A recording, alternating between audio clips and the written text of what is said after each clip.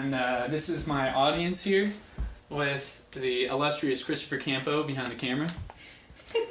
That actually worked. Alright, so first I'd like to start off with a joke.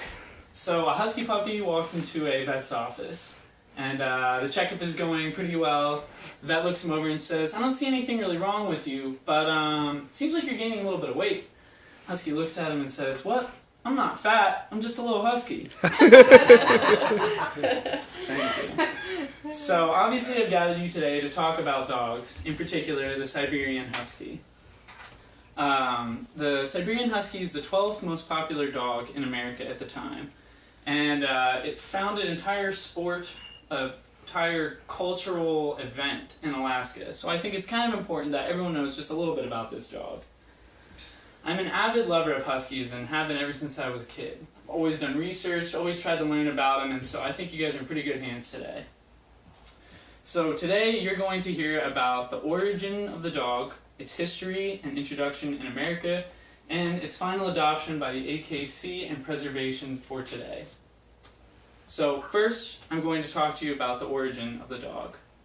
So back in ancient history, about 4,000 years ago, the dog was first bred and established by the Chukchi civilization. They were used initially as hunting dogs, going after reindeer, which were the main food source at the time. These reindeer were used as clothing as well. This was really the whole thing the tribe centered around. So after domestication became a thing in, I don't know, some ancient but later part of history, the reindeer became used for pulling, and they were very good at pulling carts around, wares, and they really had no need to hunt the reindeer anymore.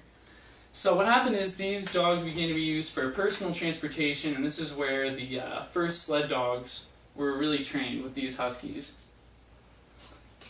They were revered by this culture in an almost religious sense. Anytime a Husky found any sort of abuse by a member of the tribe, that person was shunned and was actually barred from heaven. They were, So, in addition to the understanding of the origin of this dog, it is very important to understand the history and its adaptation in America. So, as the Chukchi civilization emerged into early history, they were met with another rival civilization, the Russians. The Russians were very close to Siberia, and as such, they were, well, not as such, but they were more technologically advanced than these more primitive people. These Russians became, very jealous of this land, wanted to expand their empire, and they eventually took over the civilization and purged all sorts of culture. This included the Siberian Husky. In fact, the Siberian Husky was almost wiped out in this event, but some Americans actually stole these dogs as they realized that they were very good for endurance running and they were very loyal as a pack. They never found a dog that had been able to run 8 side by side without, fighting or yipping or trying to do anything like that. So these dogs were then taken back to America, mostly Alaska, where the most notable American of this, continuing on with this breed, was Leonhard Seppala. Seppala was an immigrant from the Arctic Circle. He came into Alaska in the early 1900s, and by 1914 he was racing in the first sled racing events with Huskies. This first sled racing event was called the All-American Sweepstakes Run. Many people competed. It wasn't anything like the Iditarod, but it was a very early kind of ancestry sort of thing.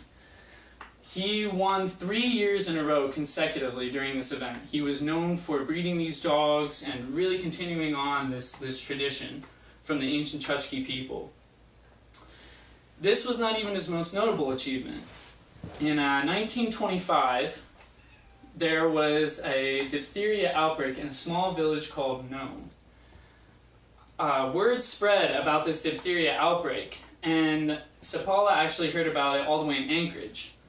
Anchorage had the only cure at the time for diphtheria, the only antibiotic.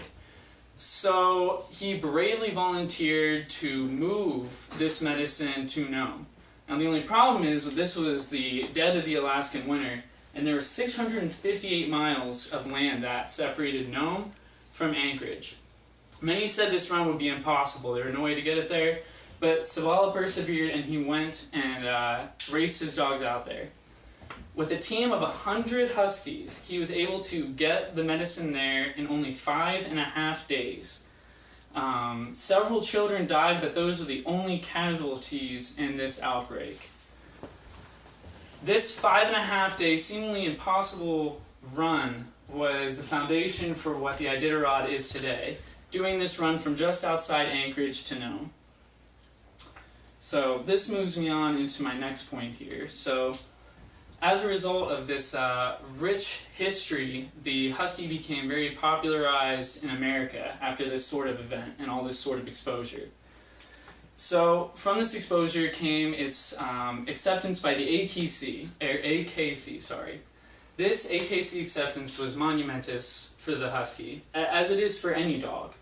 When a dog is officially accepted by the AKC, they are held to breeding standards and things of the like. They will essentially always look as they have been when they were adopted. The judges for the dog shows, this is the main event that really is where the breeding stems from.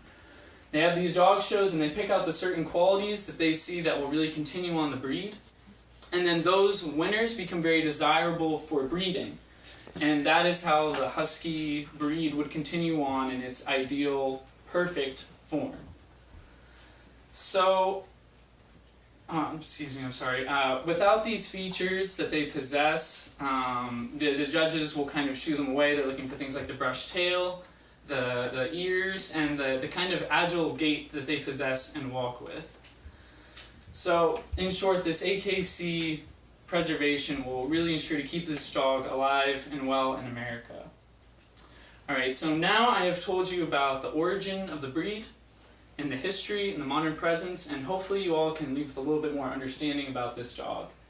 And hopefully this speech inspires you to do a little bit of research in the future about your dogs as well. You know, maybe get a little bit more information. I mean, it's important to know the facts, but again, it's just a dog. You really don't have to know anything. Anyways, thank you for your time, and thank you for gathering here. You're a very good audience.